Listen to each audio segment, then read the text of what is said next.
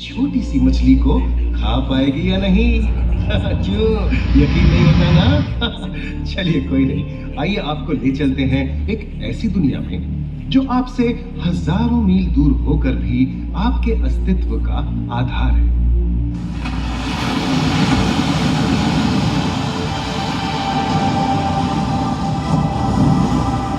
ये महासागर है, मीलों दूर तक फैला हमारे जीवन का केंद्र, जिसका पानी हर देश की सीमा से परे है। हमें सांस लेने के लिए जरूरी ऑक्सीजन का 50 से 80% इन्हीं समुद्रों के पानी से आता है। ये भी कह सकते हैं कि ये सागर एक विशाल संयुक्त परिवार की तरह है, जिसमें ये सभी जीव एक ही घर में रहते हैं, जैसे मछलियां, mollusc, dolphin, seal, walrus, crustacean, bacteria, समुद्री एनीमोनी और हाँ, ब्लू व्हेल भी, जो पृथ्वी का सबसे बड़ा जीव माना जाता है। और जंतु ही नहीं, इन समुद्रों में पौधों की भी लाखों प्रजातियां पाई जाती हैं। इन विशाल समंदरों का पानी हमारी पृथ्वी का लगभग 3/4 हिस्सा है। इस धरती पर 5 बड़े महासागर हैं: आर्कटिक, अटलांटिक, हिंद, प्रशांत और दक्षिणी महासागर। ये सागर इतने कितना खूबसूरत है ना कि इनका तापमान और लहरें दुनिया के हर हिस्से के मौसम पर असर डालते हैं, चाहे वो मौसम कितना ही खतरनाक क्यों ना हो।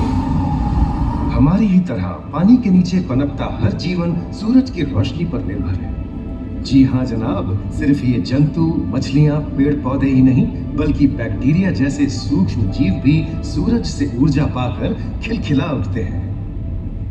ये देखो मिस्टर ऊदबिलाव, कितने मजे ले रहा है। देखा इसे, अपने चेहरे की पोजीशन ऐसे बदल रहा है जैसे किसी स्पा में स्टीम ले रहा हो। और वो चली मैडम व्हेल इठलाते हुए सनबाथ लेने। और ये जोकर मछली यानी क्लाउन फिश, ये तो गाना भी गाती है भाई, बिना किसी सुरताल के। हाँ, ये राग समुद्री जानती है, और कोई खतरा महसूस होने पर ये कभी घुर्राती है और कभी चहकती है। क्लाउन फिश है ना। और ये डॉल्फिन हमारे स्मार्टफोन से भी ज्यादा स्मार्ट है। ये अपनी आवाज का इस्तेमाल सोनार की तरह करके एकदम सही दिशा में तैरती और एक दूसरे को संदेश भेजती है। जी हाँ, ईमेल या व्हाट्सएप से भी तेज।